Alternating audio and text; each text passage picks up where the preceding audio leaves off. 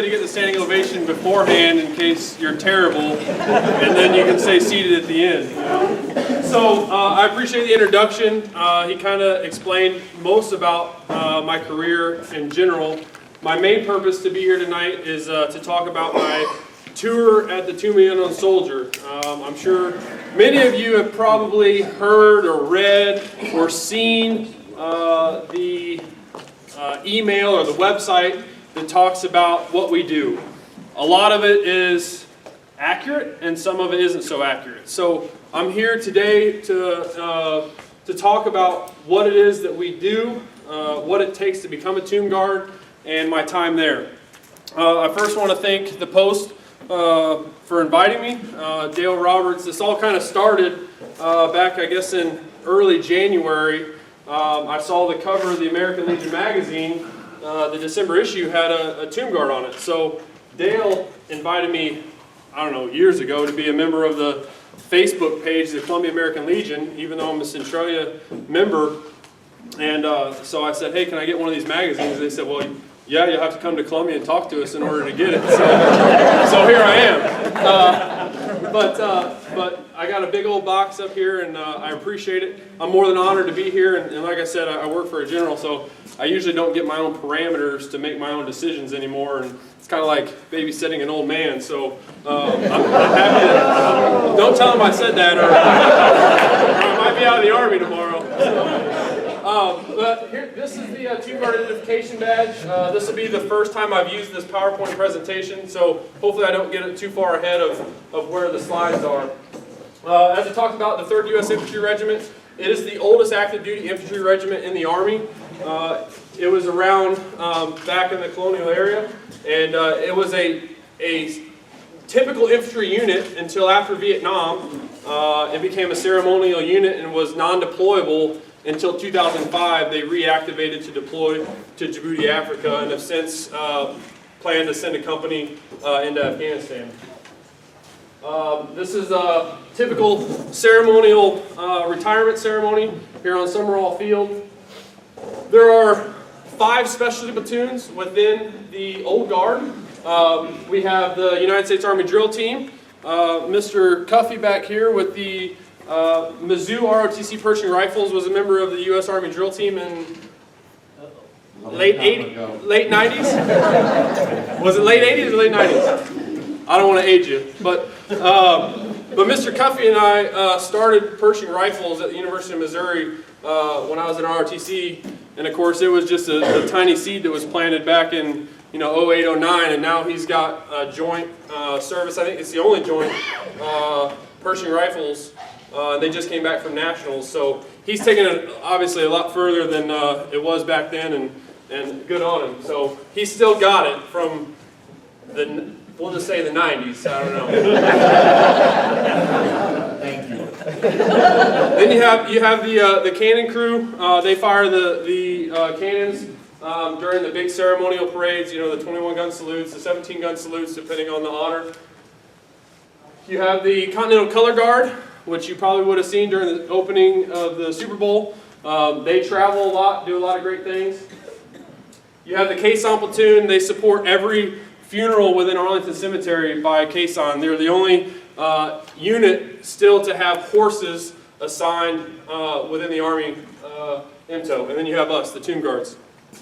The best platoon, right, Mr. Cook? Yeah. All right. So in order to become a Tomb Guard, hopefully I don't get these headings cut off here. Let me slide this up. All right, so the basic qualifications to become a Tomb Guard: you have to be on active duty, have to be 5'10" or above, you have to be a male or female, no disciplinary actions against you prior to coming in the military, you have to be assigned to the unit, and have outstanding physical appearance. That's why I'm so handsome in here today. Here you see the training program. That the soldier on the right in the polo shirt and the khakis is what we call a badge holder, someone that has completed the training and is training these soldiers that are going through the initial phase of trying to become a Tomb Guard. So you spend a lot of time with the weapon doing what we call, these are ready ones, the rock outs, and building that muscle strength. And you'll see here, if you see the third one down, or even this one back here, they're a little further out than perpendicular. Come time to go out and start walking the mat, that would be a mistake. That would be an error. That would be a gig. And that would be a no-go. The three graded areas are the outside performance, the knowledge portion, which you have to memorize 17 pages of knowledge based on the Arlington Cemetery and the tomb and its history, and the uniform standards and appearance. The uniform standards.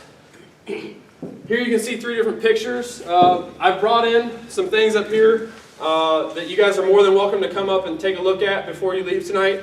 I honestly have not pulled any of these things out since July 21st, 2006, when I did my last walk. I get emotional talking about it. So everything is done to a level of standards that no one else in the Army follows. It's just a different set of guidelines and standards. So you'll see here the pair of shoes that he's working on up here. The box on the left is initial pair of shoes that we get specially built up. They have a thicker, heavier sole for the hard surfaces that we walk on. You'll get a tap on the front, a horseshoe on the back, and a inside heel click. Not the same sort of shoes I'm wearing now. And these are a standard leather. The typical shoes I'm wearing now are a patented leather shoe like you'd see in a tuxedo shoe. And we take that shoe, we sand it down, we dye it black again, and then we start the Kiwi water, sandpaper, lighter fluid treatment, and this shoe essentially turns into a patented leather shoe. So to take a pair of shoes from the box on the left to this is my very first pair of shoes. Most people don't make it through their time with their original pair of shoes. You'll go through 3 or 4, which I did go through several, but I always try to keep my originals in operating condition. But you're looking at 60 hours to take the pair of shoes on the left before they're ready to go outside for the first time to the public. After each day, regardless of the weather, but some days are worse than others, a day that's 100 degrees outside or a day that's snowing or ice on the ground, it's going to take more work to get those shoes back up to the standard before they can go back out. So in between each work day, you're looking at a minimum of probably 2 hours per shoe, as much as 6 to 7 hours per shoe to get ready to go back to work the next day to get those shoes back to standard. You can see down here on the bottom left, that's the micrometer ruler. It measures everything on your uniform to within a 64th of an inch. So aside from being a tomb guard and looking like I have a great resume, and I thought, okay, this general's going to hire me, there's no one to compete. Then I found out he went to the University of Missouri, so that was another shoe-in for me. But ultimately, he says, okay, well, this guy can probably put a uniform together, and I can with the naked eye better than most can do it with a standard ruler, because after each day, again, just like the shoes, every single piece of item on my uniform comes off. It gets put on the industrial-sized press that we have at the quarters. We press it out. That'll take an hour, hour and a half. Then we use a steamer. We steam out all the press marks, so when you lift up the flat, you don't see the indentions. So you got another half hour, 45 minutes there, and then you put everything back on it again. So a lot of times the uniform prep after each work day is another couple hours. Lieutenant? Yes, sir. You want us to hold our questions to the end? Oh yeah, I'll open it up for questions. Unless I can do it either way. What's your question? Well, I was just. I don't want you to forget it. You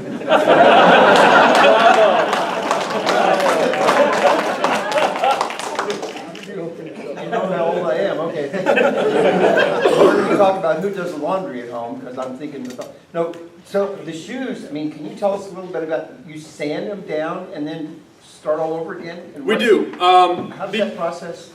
So essentially, when you get a new pair of shoes, they look great and wonderful. And you guys are more than welcome to touch the pair on the left box. But when you really look at it, there's a lot of unevenness within the shoe. The less unevenness, or the more uneven and pitting there is, the less shiny it's going to be. So we try to take it down to that smooth mirror glass-like finish before we start applying the kiwi.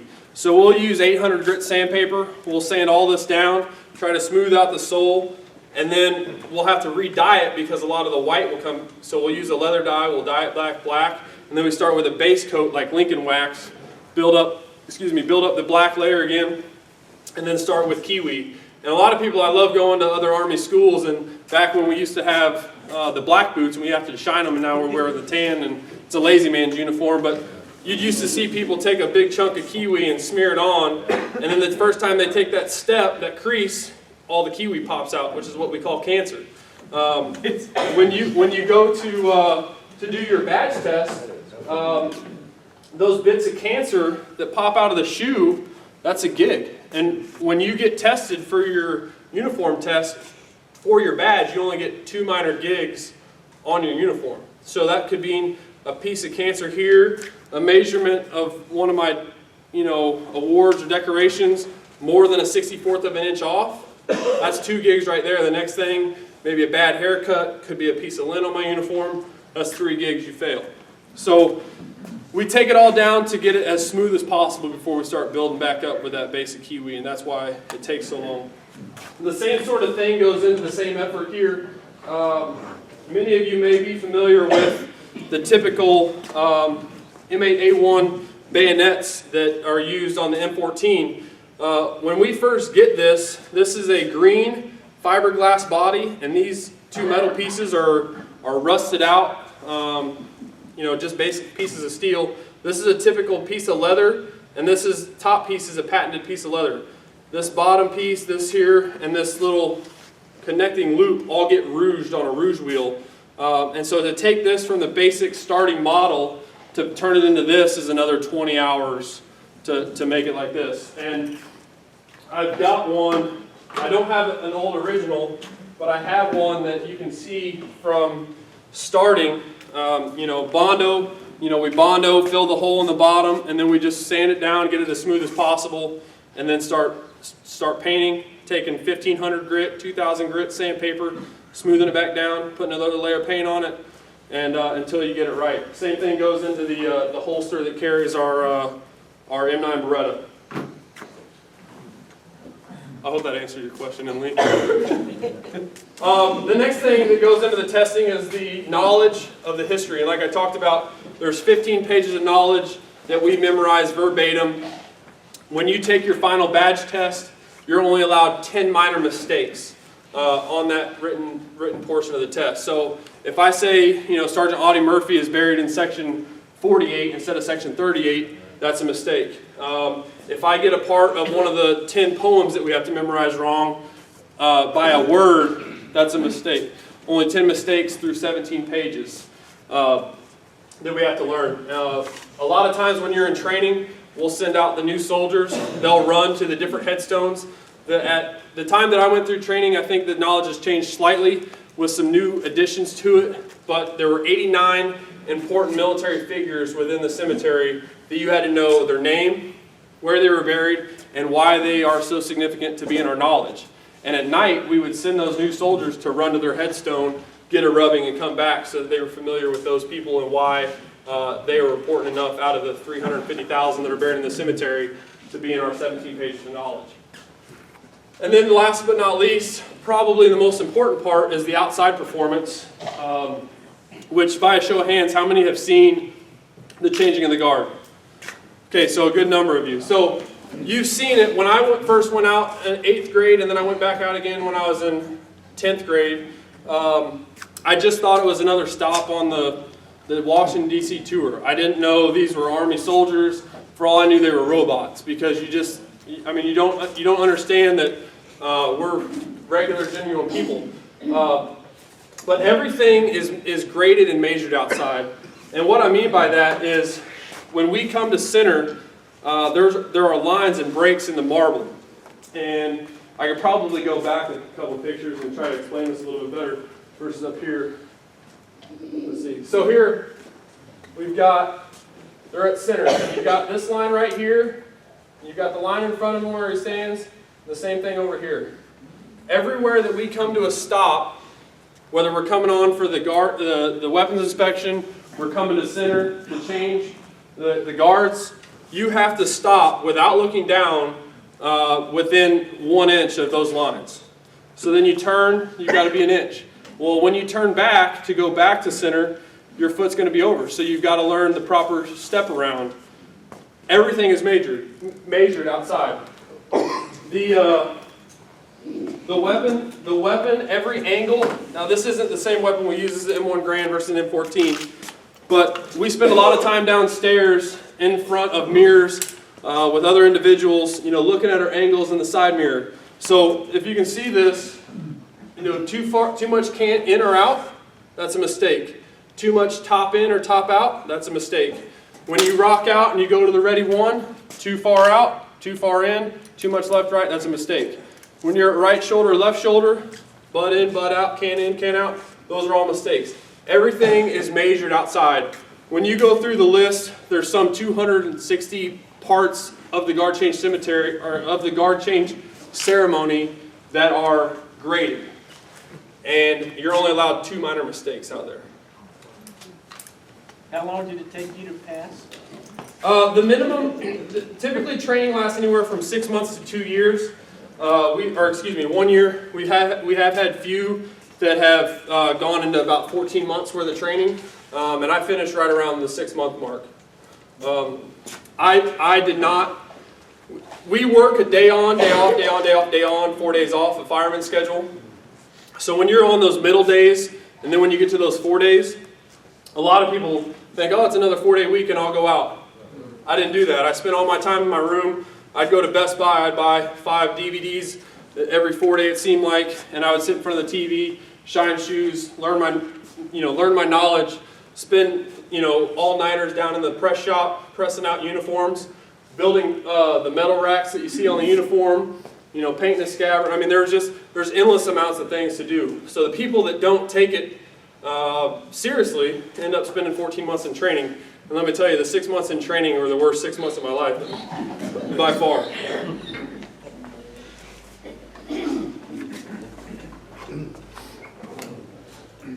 So I've already talked about most of this, and I know it might be a little bit small for most of you to read, but basically it reiterates everything that I just talked about in the testing process.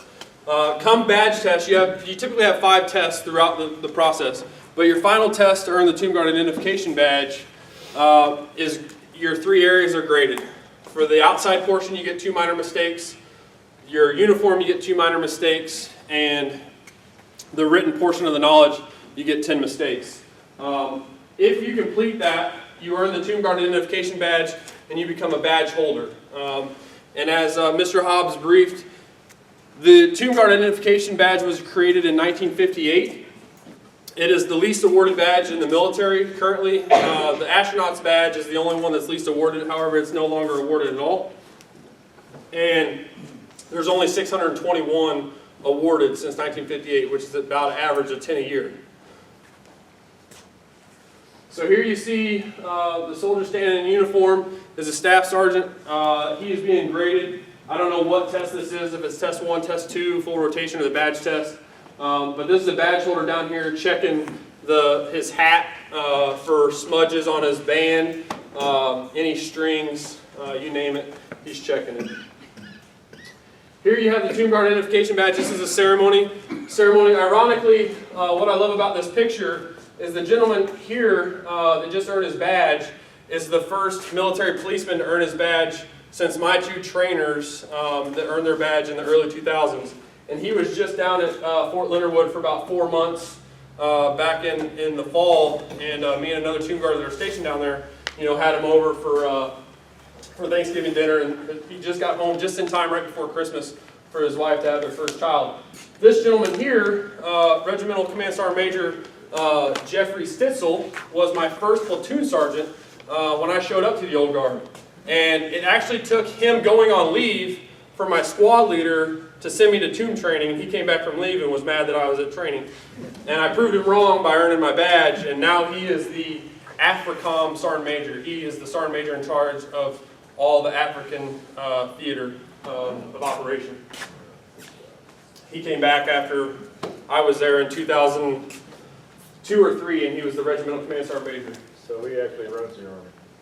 Yeah, he kind of, yeah, he might be the sergeant major of the Army here in the next few years.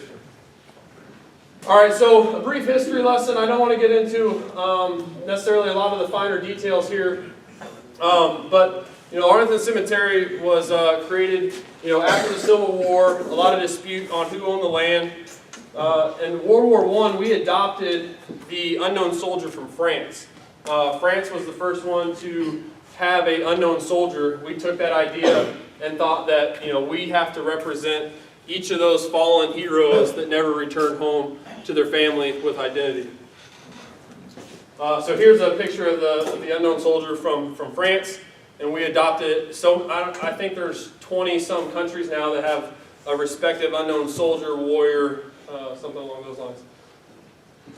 So here you see pictures of the movement of the World War I unknown and the creation of the main part of the tomb being created.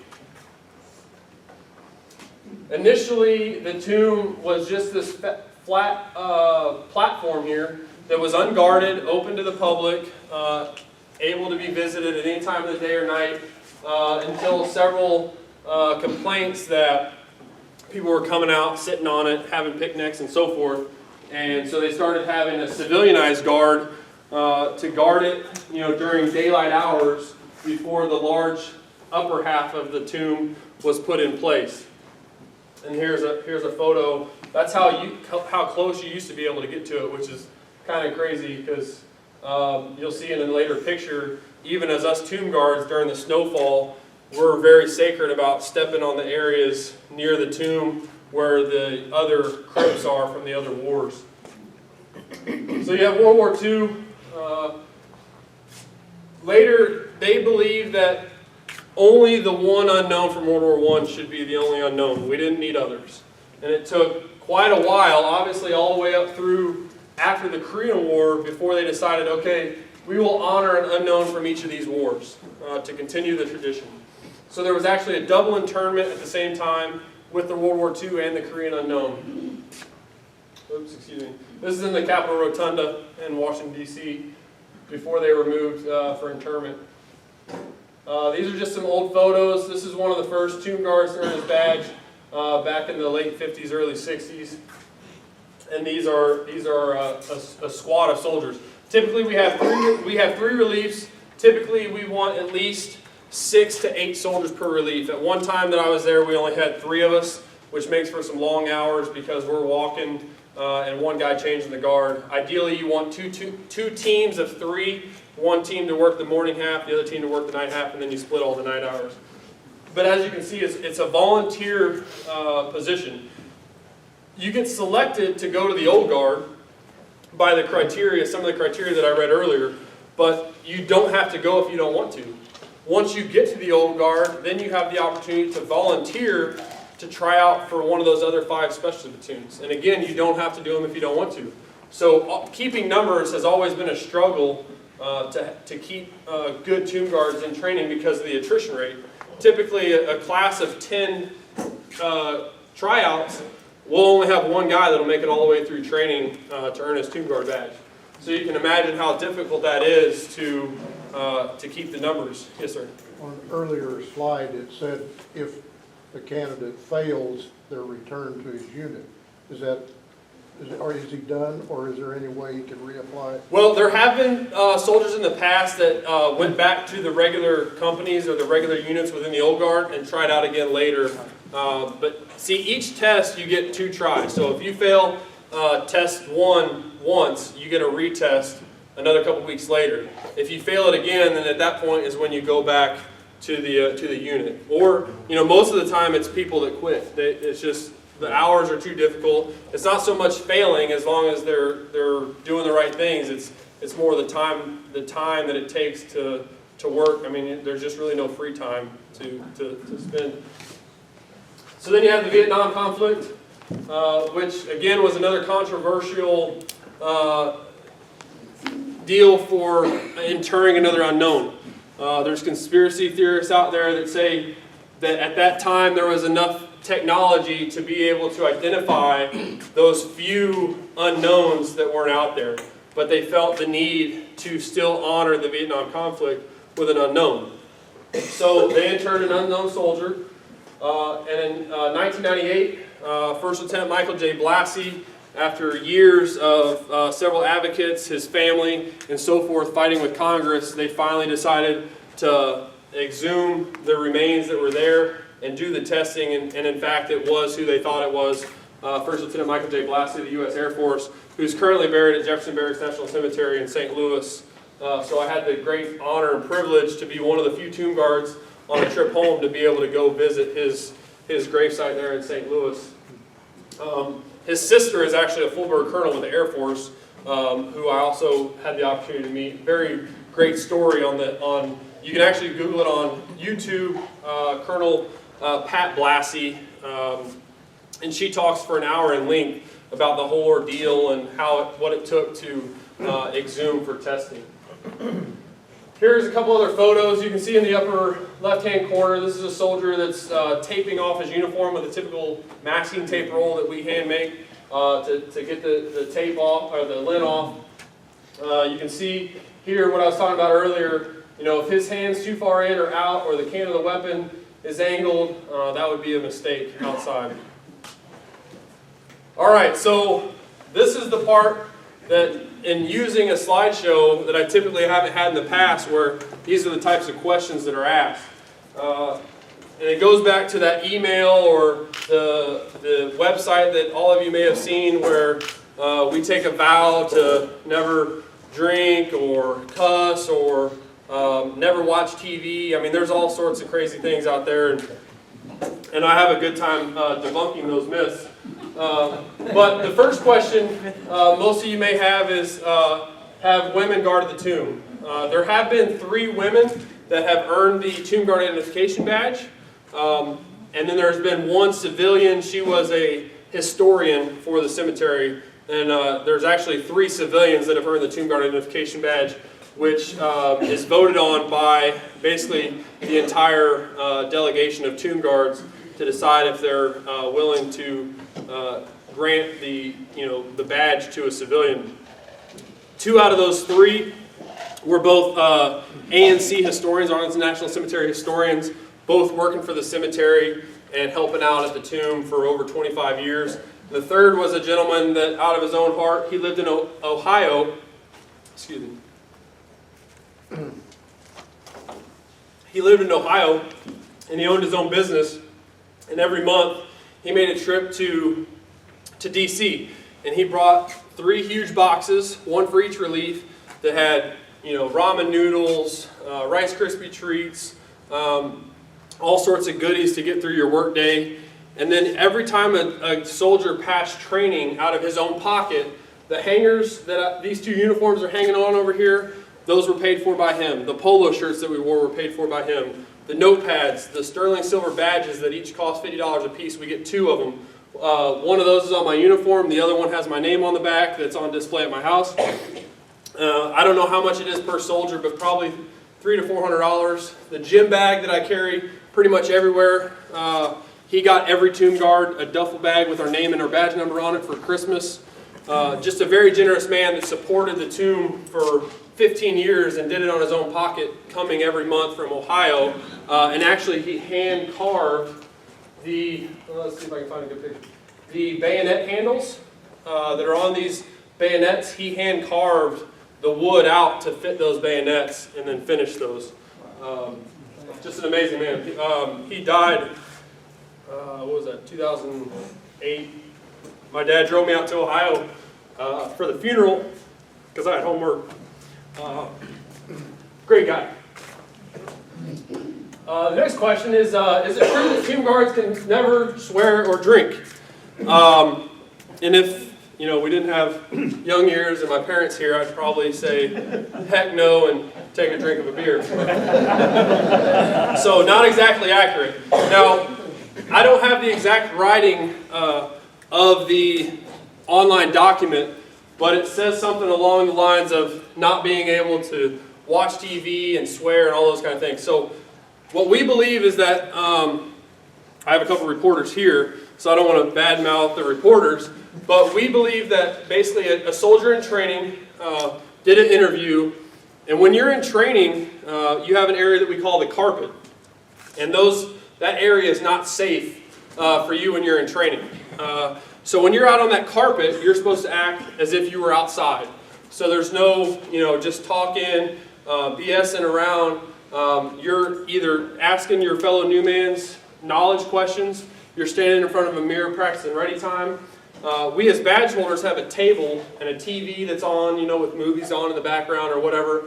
You're not allowed to acknowledge what's on that TV. You can't swear on that, carpet or anything like that. The part about the drinking, again, goes back to that piece that I was talking about, those days in between your work days, your 24, 26-hour work days, and those 4-day weekends. If you want to go out and enjoy your weekend, well, you can enjoy being in training for a year. So again, it's all about your priorities, and that's kind of where we think that it's not necessarily inaccurate, but it's not to the degree that it should be. It kind of makes it sound like we took a testimony to become monks, and I'm definitely not that good. What level of force are the tomb guards prepared to handle? A lot of the questions I get asked when I've done these speaking engagements before, do we have loaded rounds? Do we have ammunition? Is the weapon loaded? And the answer is no. At one time they used to be, but today anymore, hopefully the general public, general population, the kids that are visiting and those kind of things are knowing what's supposed to happen. So typically, if you were to watch on YouTube, you'll see a tomb guard, what we call break somebody off because they, come underneath the chains. Typically, it's a situation where somebody drops a water bottle and it rolls 3 or 4 feet onto the plaza. They drop their camera and the batteries go flying out of it or whatever, and they just want to sneak across, grab it, come back. So you never really see anyone charging the tomb or trying to deface the tomb or anything like that. So our number one priority is to get between the person and the tomb. There's only been a couple times where I've been walking where somebody came up on the steps behind the tomb.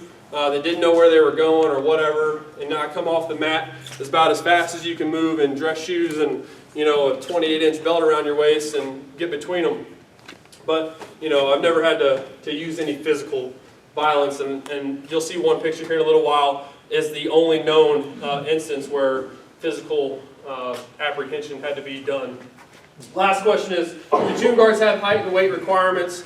The answer is yes. Like I talked about earlier, typically 5'10" or above. A lot of times the women get in with a waiver at 5'8" area. You've got to be tall, you've got to be skinny, and have a basic physical appearance of a soldier. The typical reason the old guard soldiers, the honor guard soldiers, are all 5'10" and above is so that when we go to the Pentagon or the White House for foreign dignitaries to come in, and we're all standing in a line presenting arms for them to walk through a cordon, well, America, by record, is the tallest country out there. So they want the best representation for their military when these foreign dignitaries come into town. So that's typically why we're all, looking down on these foreign dignitaries and so forth. Hey, we've got the biggest army, right? So the discomfort of the elements. This is out of one of the poems, the King Carolyn poems. And as you've probably seen over the last few years, Hurricane Isabel came through. We've had, the snowpocalypse or, whatever they call it.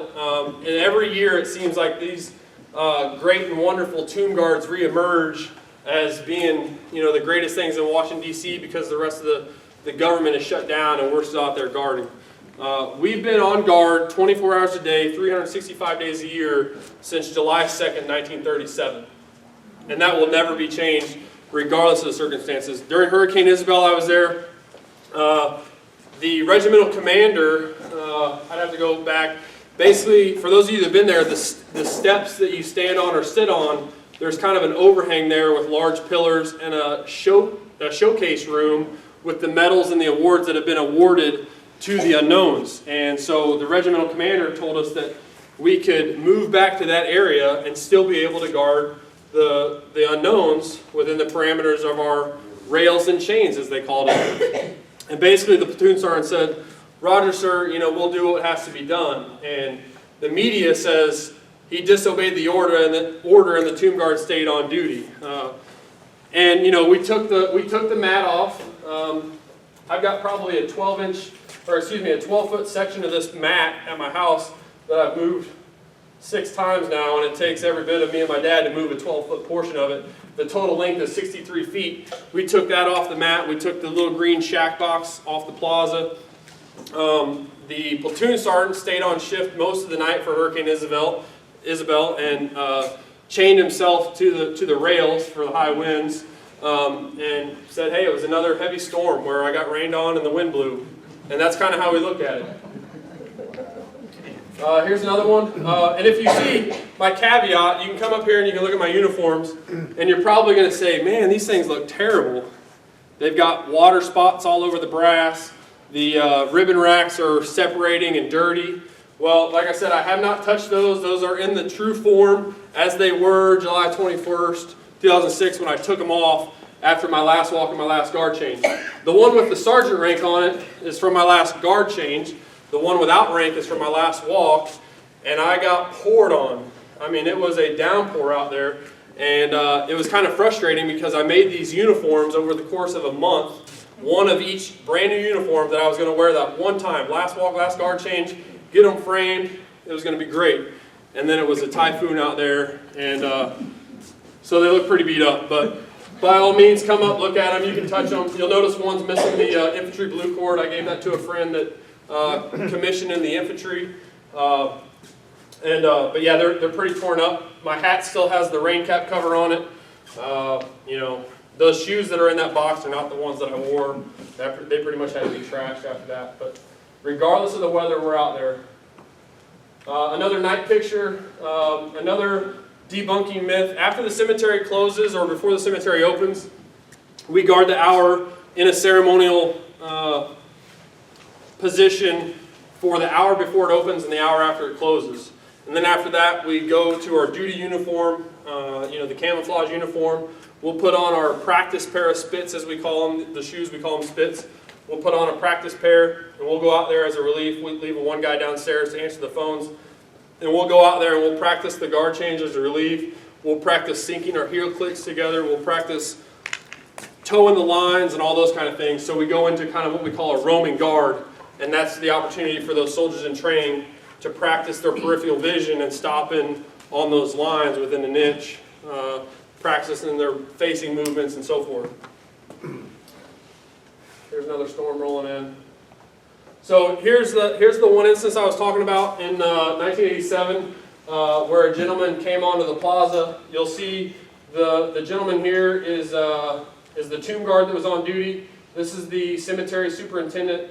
I'm not sure who this guy is, and then these 4 gentlemen here were officers of the unit that were training for a ceremony the next day.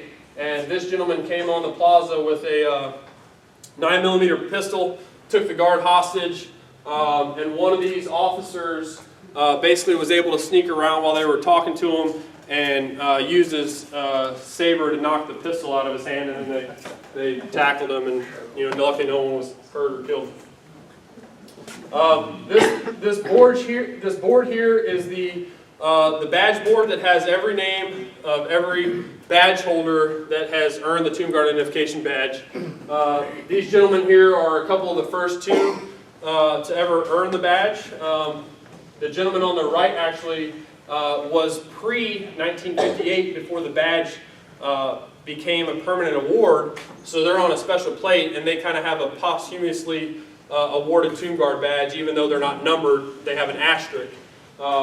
It is the only badge in the military that can be revoked at any time in or out of service for issues that are discrediting to the unknowns, basically. And you'll see them on the boards, and it just has the number and it says revoked, no name. So Society of the Honor Guard was a society that was created, an organization that was created, I don't know, I guess 16 years ago, for past Tomb Guards to come together every year or every other year and tell our old stories and how we had it worse, and the weather that we walked in was worse. And I'm sure I'll be the worst of one of those guys in about 40 years.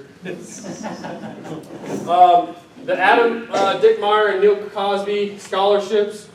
This is Mr. Neil Cosby. He was the first officer to ever be in charge of the tomb. We currently have no officers. Truthfully, now as an officer, and even then I said it, but now I can really say it, officers aren't needed at the tomb, because really all we do is sign paperwork. We shouldn't be out there walking and guarding the tomb.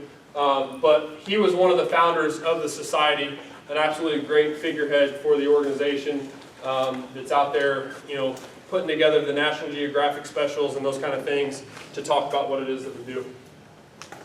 The Adam Dickmeyer Memorial Scholarship. Sergeant Dickmeyer, my badge is number 522. He's badge 528. We worked together for about the last 2 years that I was there. He stayed for another year or so, PCS, and moved to Fort Campbell, Kentucky, and deployed as a squad leader, a staff sergeant, and was killed in October 2010 in Afghanistan. And there's a memorial in his name. This is a wife of a tomb guard that was passed away, and this is about a 4-inch badge that goes on every headstone of a tomb guard that passes away, that is donated by the society. If you guys want more information, by all means, go to tombguard.org, and you can find all kinds of great information, the names of tomb guards that have claimed their number, lots of other of the questions that I've already answered. But by all means, you can go on there and find all sorts of great pictures and information. And this is just a quick little prelude of what it looked like then, how it was different. You see how much closer the guard is to the tomb before the World War II Korean Vietnam Crips were there, and how much closer you were able to get to the tomb and now. I didn't create this slideshow, but I found it was very fitting for the circumstances that here tonight of the audience I'm talking to. The Sentinel's Creed, I talked about earlier that the level of what we strive to be perfect. Obviously no one is ever perfect, but line 6 of the Sentinel's Creed says, "My standard will remain perfection." And that's kind of our motto, that's our credo to what we strive to be. And obviously we'll never be 100% right, we're all human, but that's our motto. And if you see an old Ford Ranger with line 6 on it, that's me. So I always get questions, what's line 6 mean? And these are the tomb guards, the 3 tomb guards that have been killed in action since the inception of the badge. Both Sergeant Spates and Sergeant Franklin were both killed in the Vietnam conflict. And then a picture of Sergeant Dickmeyer. So that concludes the formal portion of my my speech or my topic. So I'd be more than happy to open up for questions. I don't want to keep you guys too late, but go ahead, Rick. The blue tab on the left sleeve of the uniforms over there, is that only worn while you're actually assigned to the tomb duty? Yes, the Honor Guard tab is only back in the 70s, and Mr. Cuffey might know better, but the only company that used to wear the Honor Guard tab was one company called Honor Guard Company. A lot of the other companies didn't like it, and and finally they made it a unit-wide tab. And so everybody within the old guard, the entire unit, wears the tab, whether you're in the drill team, the caisson, or whatever. And then if you go to the tomb and finish training, then you get this badge that also still says Honor Guard on it. And I always get crossed by somebody that says, "Oh yeah, I was in the Honor Guard," and I say, "Okay, what was your badge number?" And, "Oh well, I wasn't at the tomb. I was," So that happens quite a bit. So when you're walking the carpet and you have to stop to compose yourself, there's like a booth at the end of it you can go to and recompose yourself, is that correct? Well, I typically, think I saw a soldier, I saw one of them guys do that. yeah, I don't know if I have a picture in here of the green box. Let me go back That's real why you quick. call it the green box? We call it the green box or the shack. We have in there what we call a bat phone. Pick it up, it rings downstairs. Typically the only time, yeah, all those pictures are cut out. Seemed like he was having to clean his glasses or something, he had to get it recomposed or something. Yeah, so typically the only time the green box, this might be the only picture, is positioned right over here. Right. and there may not be any pictures. I didn't see one when you were flipping through. Yeah, I don't think there is one. I was just curious about it, because I saw him pause there to take, like, recompose himself and do some things there. Right. Came back out and started Yeah, back so- to mark. So typically after every guard change, a school or an organization lays a wreath. And the rule is that when someone else comes on the plaza, whether they're picking up that water bottle or whatever, if another tomb guard is going to come onto the plaza, the one that is posted on the map goes in that box.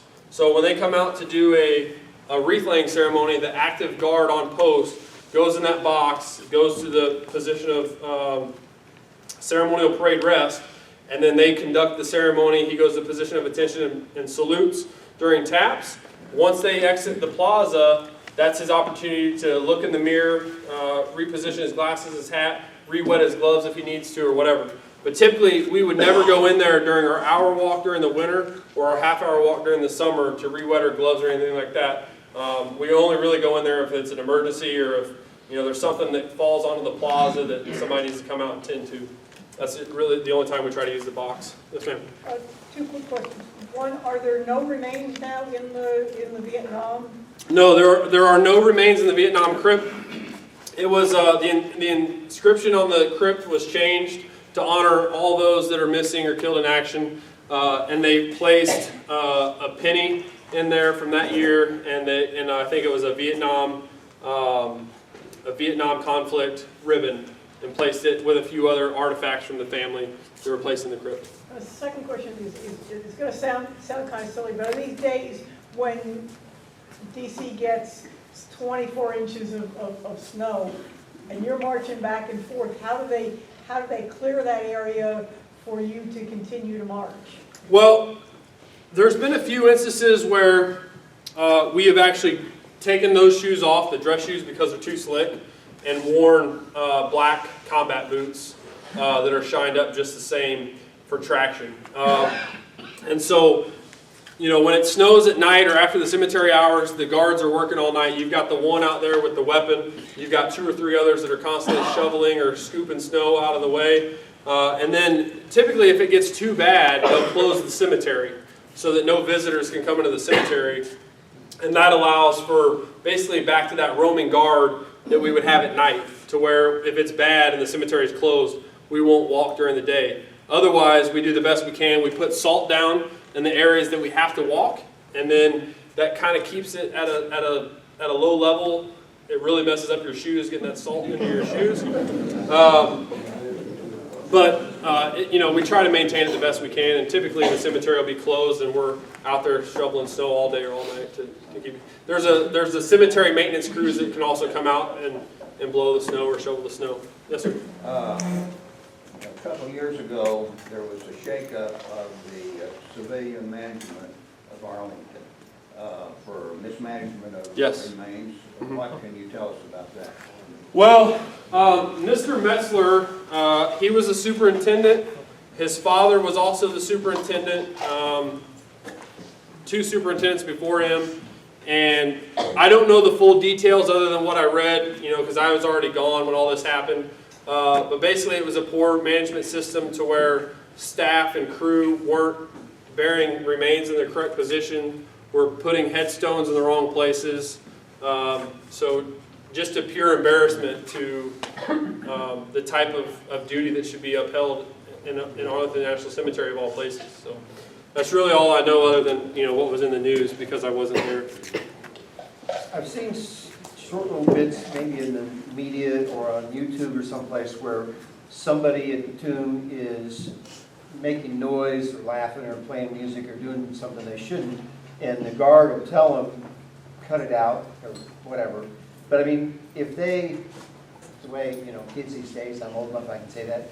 So if they don't respond when a guard tells them something, what do you do? Well, we can remove them from the cemetery, and typically the 2 cases that I can talk of firsthand is one of the guys I worked with. He broke off a gentleman in front of everyone because he was wearing a T-shirt that had the Nazi symbol on it, and he broke him off in front of everybody and told him to leave the cemetery because it was disrespectful to the World War II unknown. The situation that I had a female that was wearing very, very inappropriate clothing for the setting with middle school age kids. I saw her come up during my walk. We changed the guard. I came off. I laid the wreath ceremony. I did the wreath ceremony. She was on the front row, so as I'm walking back, I just did a pivot with the bugler behind me. He didn't know what I was doing, so he kept walking, and I just told her quietly and basically to herself within a few earshots that what she was wearing was inappropriate and she needed to leave the cemetery. Typically with school-age kids, when they're horsing around like that or they're talking too loud, we break them off once and then it's on the teacher to hopefully fix it. Otherwise, if we have to break them off a second time, the civilian gate guard that we have that opens the chains for us in and out, they'll tell them to leave the area. So, yes ma'am. So it's what, 621 badges? Yes ma'am. How many were revoked? Currently, I don't have an accurate number right now, but it's somewhere around 20, probably 22, 23. Seems like a lot. It is, and you'd be surprised. Some of them are a lot more significant than the others. Typically, what we see most of the revoctions for are assaults or drugs, alcohol, things like that. Most of them, and you'd be surprised. It's sad to say there's probably some on the board that have done the same things as others and got away with it, and it just hasn't made its way back to the leadership of the old guard to revoke their badge. So it's sad to say there's that many, but and in this kind of setting, I could talk about a couple and why they got it revoked, but I try not to dig that deep in the disrespect that they showed. So, any other questions? Yeah, one more. Okay. Preservation of the tomb. Mm-hmm. That goes on, and you still stand guard, or You mean as far as cleaning it and those kind of things? Well, typically in that hour before the cemetery opens to the public, we'll be out there, we'll already be walking, we'll go in the box and the cemetery maintenance crews will come on during the summer, blow all the leaves off and all the dirt and all that kind of thing. It really irks us because in the last few years, I don't know if I can find a good picture, but you can probably see it at the end. There's a picture of the tomb with a crack all the way around it that's just has started forming over time, and it continues to grow. And they've talked about replacing it. Here you can already start to see it. I mean, it goes right up through here. Let me get to the last picture here. You'll see it with the Sentinel's Creed in the background. right there. Yeah, you can see it. Crack. You can see it working across. And so they've been worried about it sliding off the side. There's constantly people monitoring it, usually every year or quarterly. They'll be out there looking at it to make sure it's not changed. They've actually done a complete computer image of it to laser it so that if they have to build another one, from my understanding, and I don't know this to be true or not, but, and this goes all the way around the tomb and it's started to lap around a second time. Supposedly another tomb completely like this without the crack has already been recreated. Where it is and if it is already out there, I don't know. But back even when I was there, were talking about replacing it and moving the original to the Smithsonian. And so it bugs the heck out of us as tomb guards because I've never touched the tomb myself, but other civilian workers and so forth have been up on top of it with a ladder leaning against it, and it like crawls our skin. I get the heebie-jeebies talking about it. So, but great question. They do the best they can to preserve it. And I know a lot of you have seen it. I've never had. Is it as white? Yeah, well, that actually brings up a good question. We are the only, besides when deployed, we're the only unit authorized to wear glasses in ceremonial uniform due to the brightness of the marble that we walk on and having damage to the eyes. And so these are typical aviator glasses. I wish I had an original pair. When you get these, literally these lenses are straight across. I mean, they're flat. These bands across the sides here are completely flat. And so we put them on our head, and then we just mash them to our face and bend it so that no one can see our eye movement, and this protects our eyes from the bright lights. There was one other question over here. Yes, sir. I'm just wondering, is this a duty that is done more before or after, like early on, or because you seem to do it fairly early on in your career? Do you see a lot of people like going to Iraq or Afghanistan and then coming back and trying to get into this, or? Well, what you'll see is you'll have two different types of people. You'll have the guys like me that get picked up right out of basic training and go to the unit that we haven't been out to another unit that's been deployed yet. And so we get there, you know, we do our thing, and we volunteer to go to the tomb or whatever. Then you have the other guys that come back, you know, they've already been to at least one place, maybe for 3 years. They deployed once or twice. You'll see Sergeant McGuire, that individual I was talking about, the MP, you know, he was at Fort Campbell, Kentucky, deployed, I think, twice in 4 years, and then PCS to the Old Guard. So he came, you know, 4 or 5 years into the Army and came to the tomb. So it varies because you always have to have the staff sergeants and the sergeants. I went to the Old Guard as a PFC and left as a sergeant promotable, you know, in 4 years. So I started training actually a PFC, got promoted to specialist while I was in training. A year later made sergeant, and a year and a half later went to the board, got recommended for promotion to staff sergeant, and then the regimental sergeant major said, I'm not going to promote you for a month and 10 days since you're going to school. Because I was supposed to get promoted to staff sergeant on my 4-year mark, but I was getting out a month and 10 days after that to start school, and so it kind of just depends on where you're at in your career, but typically you won't see anybody over the level of staff sergeant. You got the one platoon sergeant who's a sergeant first class, and then we've had a few officers that have been down there, but like I said, no need for them really. I'm just going to ask what the highest rank allowed to actually march and do the guard. Captain. When I was there, and this is another sore subject, and I can say this, I used to say it then, but I can say it now because I'm an officer. There was no true benefit to having officers at the tomb, you know, because you can't wear rank, and to explain that, when you walk, you don't wear rank, because, and the reason behind that is we don't know the ranks of the unknown, therefore the guards will never outrank those that we're guarding.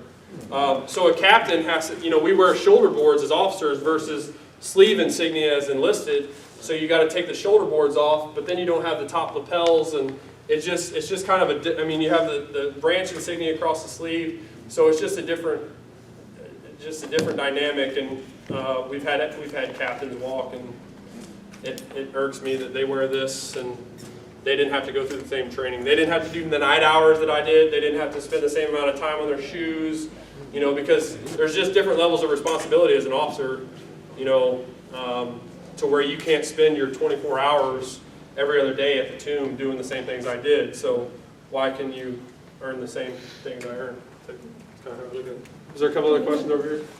Yes, sir. Well, I thought the guard was 24/7. They work all night, right? Yes. Okay. Yeah, so to explain, probably what you're asking is there's 3 squads.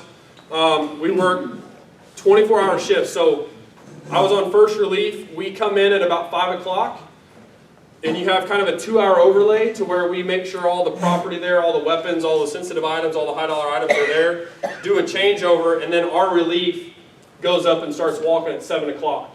So it turns into about a 26-hour time at the tomb, but our relief is only actually guarding for 24. And so what I was talking about with the numbers, you know, it takes 3 to change the guard, and at one point we only had 3 of us. So during the cemetery, when the cemetery opens at 8, we start walking at 7, cemetery closes at 7, we walk till 8, and then we go back up and we start doing the roaming guard in our uniform. So with only 3 of us, you know, me and my buddy were only seeing each other outside. And then we'd come down and he'd cook while I'm still out guarding. Then he'd come out, I'd go down and I'd eat. And then we'd rotate all day, all night. So typically you want, best case scenario, you have 2 teams of 3. So I would go out and I'd change the guard with 2 of my soldiers. And we'd change for the first half of the day, and then the other team would take over for the second half of the day. And then the next day that we come into work, we flip-flop. That's best case scenario. Very rarely did we ever have 6 guys that were able to go out at one, you know, at any particular time. So if that was kind of answering your question, I hope.